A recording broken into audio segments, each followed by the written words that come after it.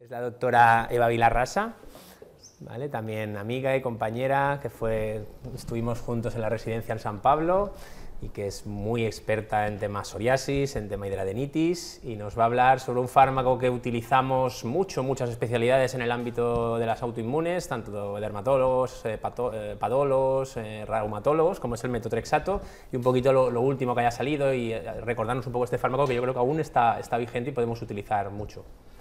Así es, Xavi, muchísimas gracias por la invitación y a todo el comité SATMU, porque bueno, es un placer volver aquí, es ya la tercera edición y bueno, aquí tengo también es mi casa donde también había trabajado, o sea que muchísimas gracias. Y realmente es un tema retador, ¿no? El metotrexato en el pipeline que hay a día de hoy para la enfermedad psoriásica y para otras enfermedades inflamatorias autoinmunosistémicas, que ha habido una grandísima innovación, pues hablar de esto como una cosa innovadora y retomarla pues ha sido un reto, pero realmente es un fármaco, como dices, que se sigue usando muchísimo. Vamos a seguir un poquito este esquema y si me permitiréis al final podré dos temas controvertidos que me parece que son interesantes también a tocar.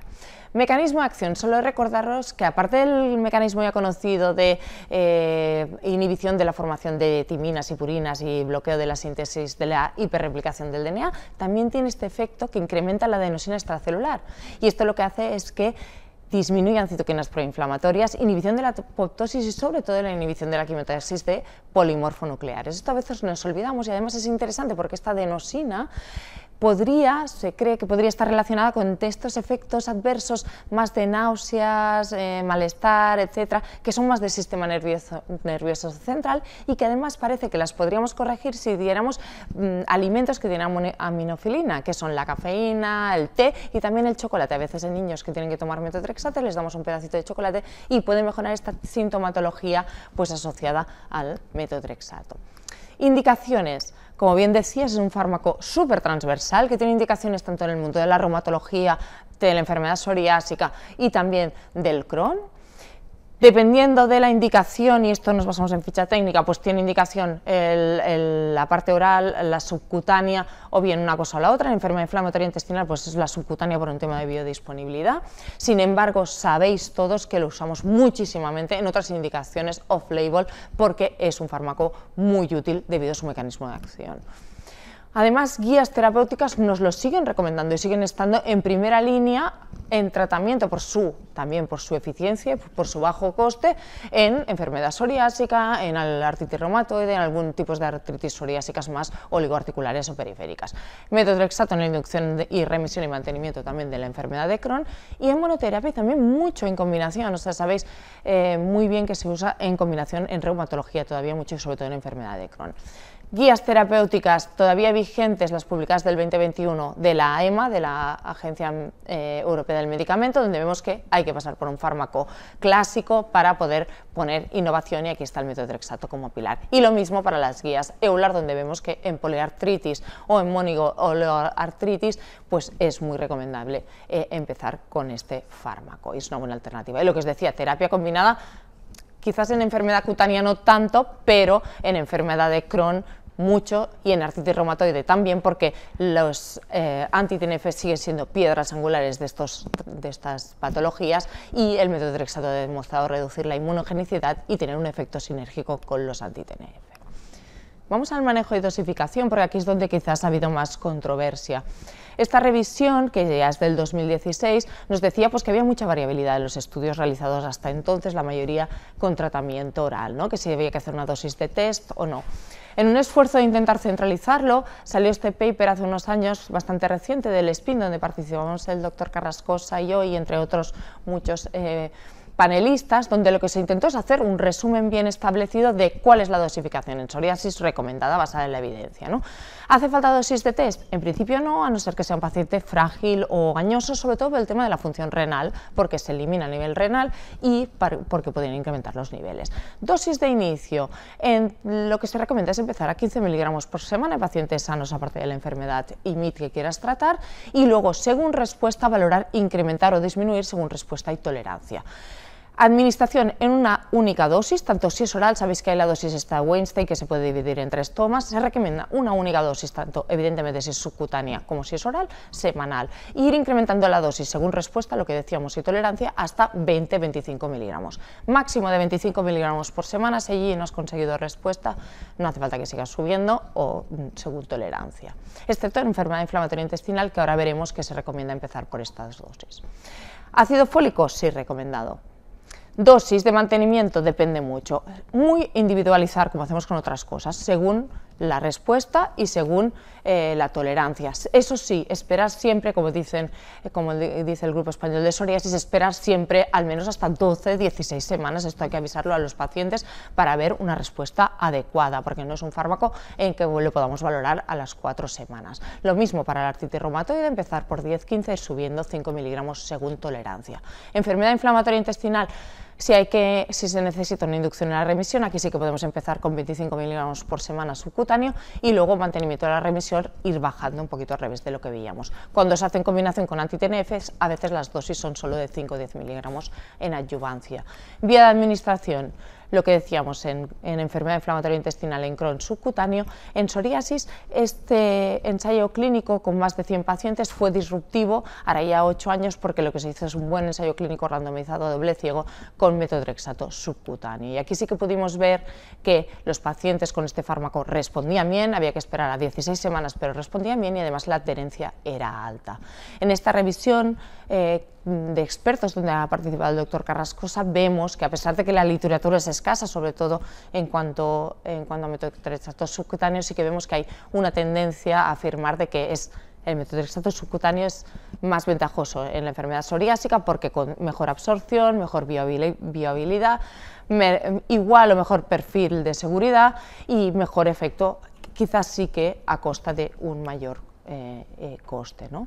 Lo mismo en artritis reumatoide, se han hecho esfuerzos para demostrar que es mejor una cosa que la otra y parece que el metotrexato subcutáneo es significativamente más eficaz, pero sin eso comportar un mayor riesgo de eventos adversos. Ácido fólico, lo que os decía en resumen, sería sí, hay que dar ácido fólico. Puede incluso disminuir la hepatotoxicidad o algunos eventos adversos del metotrexato sin disminuir su eficacia. Eso sí, tiene que darse 5 miligramos por día, entre 1 y 3 días máximo, y empezar y darlo 24-48 horas después de la administración, la que sea de metotrexato oral o subcutáneo. Y es beneficioso. Screening y seguimiento, que esto me lo preguntaste la otra vez. El mismo que haríamos, al final hacemos el mismo que haríamos para cualquier otro fármaco sistémico inmunomodulador. Historia clínica, analítica, sobre todo screening de infecciones crónicas y latentes, perfil hepático y renal. En mujeres, recomendar la anticoncepción, acordémonos, hasta 2 meses después o 3 de finalizar el metotrexato, y en hombres también es recomendable, aunque no contraindicación absoluta. Para el seguimiento, pues una analítica entre 2 y 4 semanas a posteriori de la basal, cuando el paciente o la paciente ya ha empezado el tratamiento, y según perfil hepático, respuesta, etcétera, pues si todo está ok, se puede repetir ya a los 3 meses y así 3 o 6 meses a partir de entonces, a no ser que haya cambios en la dosis. Eficacia. Eficacia, claro, hasta el 2015 había poquitas cosas, pocos ensayos, un poco con diseños variopintos, y es verdad que también incluso fíjate que el endpoint era en distintos momentos, 12-16 semanas. Esto es sobre todo de metotrexato oral, y vemos que, sin embargo, el PASI 75 era entre el 25 y el 60% a 12 semanas, o sea, nada menospreciable, incluso PASI 90 de casi el 40%, sobre todo a dosis más altas, dosis de 22,5. En el estudio METOP, ¿qué vemos? Pues PASI 75 al año de tratamiento, es decir, paciente que sigue con el tratamiento porque lo tolera bien y además le va bien, pues del 45%, o blanqueados o casi blanqueados, pues el 40% de los pacientes, casi la mitad de ellos, ¿no? Y por eso es lo que hace es que en las últimas revisión Cochrane, sabes que se hace un metaanálisis comparado con los demás fármacos que hay a día de hoy, que sabemos que el pipeline en psoriasis es espectacular, vemos que se sitúa pues en un sitio nada mal en la tabla, cerca de otros fármacos conocidos como el etanercept o el certolizumab, ¿no? Entonces, bueno, lo mismo para el perfil de eventos adversos, o sea que es un fármaco que sigue estando allí. Cuando hacemos una ponderación de eventos adversos PASI 90, o sea, objetivos terapéuticos altos, vemos que es un fármaco que está muy bien posicionado. Interacciones, esto es importante, que a veces nos olvidamos, pues que es un fármaco que al final puede tener interacciones farmacológicas, las más importantes con AINES y sobre todo con indometacina. Acordémonos de la eliminación renal, acordémonos de que la administración de AINES con metotrexato puede incrementar los niveles de metotrexato a nivel plasmático y podría incrementar su toxicidad, sobre todo hematológica. Lo mismo con alopurinol, sobre todo esto para pacientes reumatológicos. Acordémonos de la interacción positiva con cafeína y teofilina, disminuir los síntomas, sobre todo de náuseas y gastrointestinales en pacientes, y luego tema seguridad que nos preocupa especialmente, pero que vemos que es un efecto secundario muy poco limitante, son el 6% de los pacientes en esta revisión, alteración de los enzimas hepáticos en 10% de pacientes, pero muchas veces transitorio y que no obliga a la suspensión del fármaco. Tema hígado y fibrosis, que lo ha comentado muy bien el doctor Carrascosa, una pincelada, y también de la toxicidad aguda, que sabéis que es muy poco frecuente, sobre todo más frecuente cuando se prescribe el metotrexato oral por la confusión del número de pastillas semanales, pero que se puede corregir con ácido folínico. Y luego el tema de la fibrosis hepática. Todo lo que había hasta 2016-2017 era no pasárselo de los 2 gramos de metotrexato por el riesgo de fibrosis. Esto no está demostrado, aunque sí que puede haber cierto daño renal por estrés hepático por estrés oxidativo, etcétera. No se ha podido demostrar que haya que sea dosis dependiente. De hecho, probablemente, como decía el doctor Carrascosa, hay en los propios pacientes con IMIDs cierto grado de enfermedad hepática metabólica grasa que ya predispone a hacer una inflamación hepática y una fibrosis posterior, ¿no? Que es lo que decíamos, este background. De hecho, en la tesis que realicé, pues lo que hicimos fue precisamente ¿no? Hacer elastografía a todos los pacientes con psoriasis con metotrexato, independientemente de la dosis, y mirar si había una correlación entre la fibrosis, la cuantificación de la fibrosis y la dosis acumulada de metotrexato, y vimos que no era así. Y lo que sí que importaba para la fibrosis hepática era la edad, el IMC y si tenías diabetes o no, es decir, factores de riesgo cardiovascular, sobre todo metabólicos. Esto es lo que ha hecho pues, que surjan estas guías donde hemos participado para decir, si ves un paciente con psoriasis moderada grave y al menos un factor de riesgo de síndrome metabólico, hazle un FIP, un score muy sencillo con una calculadora, y si sale alto, valorar enviar a digestivo o valorar hacer una elastografía transitoria. Aún y así, muchas veces no hace falta parar el fármaco. Y ahora, si me permitís, solo 2 pinceladas de 2 novedades o temas candentes, os diría muy candentes en la psoriasis, que son la modificación o bien la intercepción de la artritis psoriásica, que se está hablando muchísimo, y el tema de la mejora o la prevención del riesgo cardiovascular, que es una de las preguntas que nos han hecho ahora. Tema intercepción de la artritis. Bueno, sabemos que la mayoría de pacientes debuta la enfermedad psoriásica cutánea, pero por lo que sea, debajo o a lo largo del tiempo acaba debutando la articular. Esta artritis subclínica o incluso estas artralgias sin evidencia de alteración en las pruebas de imagen, entesitis o sinovitis, van bien con metotrexato, van mejor con metotrexato. Esto es un artículo súper reciente donde lo que ven es que si tú inicias metotrexato de forma precoz en pacientes que llevan menos de 2 años de evolución, esto puede reducir de forma significativa el desarrollo de artritis psoriásica comparado con aquellas personas que les empiezas tarde o no empezar un tratamiento, ¿no? Y que incluso el tratamiento de estas psoriasis o de estas artritis, todavía no artritis, sino artralgias asociadas a la psoriasis, mejora mucho más que no si lo das en un paciente ya muy evolucionado, como es de lógica. Y de la parte más cardiovascular, que quizás es la más compleja de demostrar, pues bueno, sabemos que va todo de la mano, la enfermedad psoriásica, el síndrome metabólico, la obesidad muchas veces. ¿Somos capaces de prevenir esto como lo hacemos con la artritis psoriásica? Bueno, se han hecho muchos esfuerzos, grosor de la íntima media, PEC-TAC, ahí está. Hace años ya que salió publicado este artículo en 2014 de el seguimiento de una cohorte danesa 5 años en metotrexato, que parecía que prescribir metotrexato impactaba positivamente en el riesgo cardiovascular de estos pacientes. Luego parece que el TNF-alfa o otros biológicos, en este artículo publicado recientemente, pues parece que es superior a lo que se podría ofrecer con los fármacos sistémicos clásicos. Es verdad que a veces en estas curvas de supervivencia o de aparición de MACES vemos que se engloban todos los sistémicos en el mismo cajón, ¿no? Y seguramente no es lo mismo acitretina, ciclosporina o metotrexato en cuanto a riesgo cardiovascular.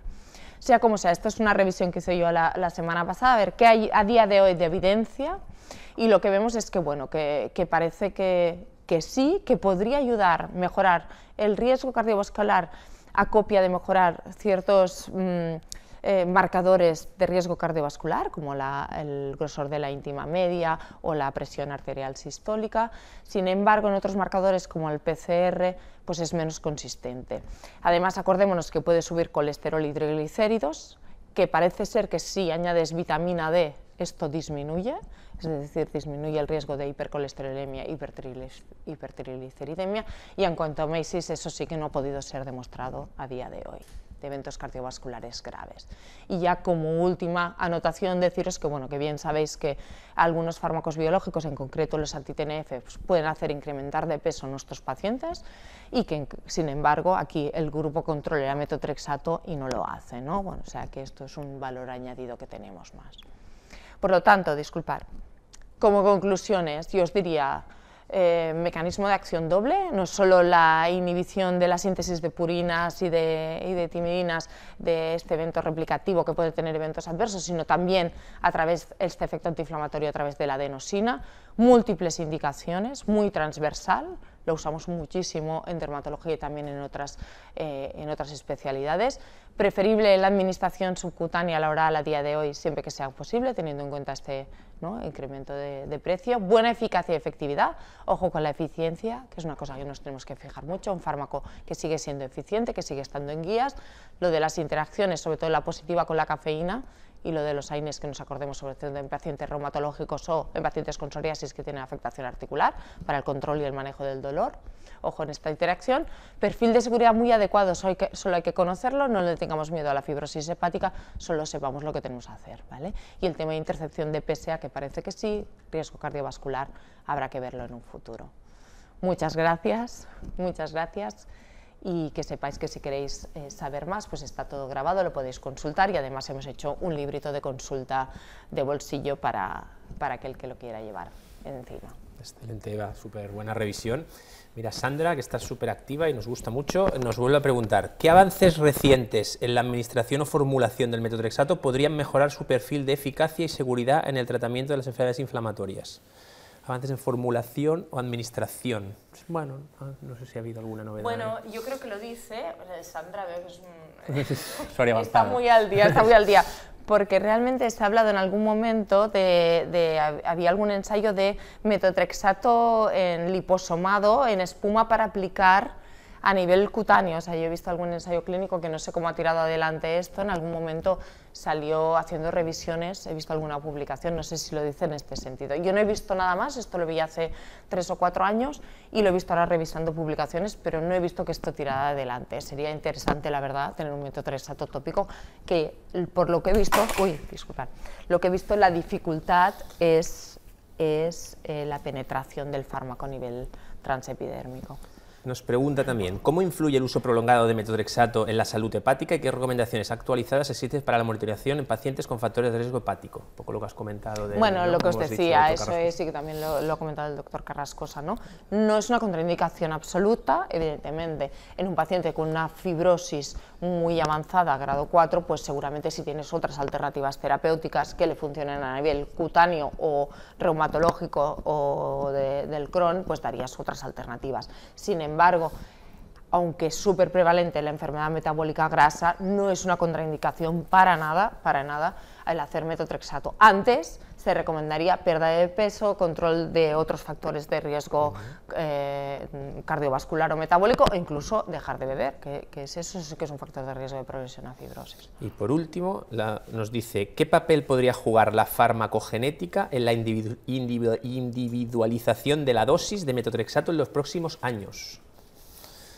Esa es una muy buena pregunta y se está trabajando muchísimo en eso, aunque a día de hoy todavía es un poco ciencia ficción, pero es verdad que pronto probablemente a través de una analítica o de un tape stripping encima de una placa de psoriasis o con una muestra de saliva o de lágrimas, quizás podremos decir en qué pacientes predominan unas interleuquinas o predominan las otras y podremos dirigir el tratamiento. Esto es una cosa que parece muy lejos, pero ya empieza a ser un poco presente, aunque es verdad que por los costes no está implementado y todavía falta evidencia detrás. Es verdad que el metotrexato, al ser un fármaco tan transversal, probablemente es un fármaco que nos sirve independientemente de si predomina más una interleuquina o la otra, ¿no? Como nos pasa a veces con estos sistémicos clásicos. Pero bueno, esto en un futuro se verá, como bien dice Sandra.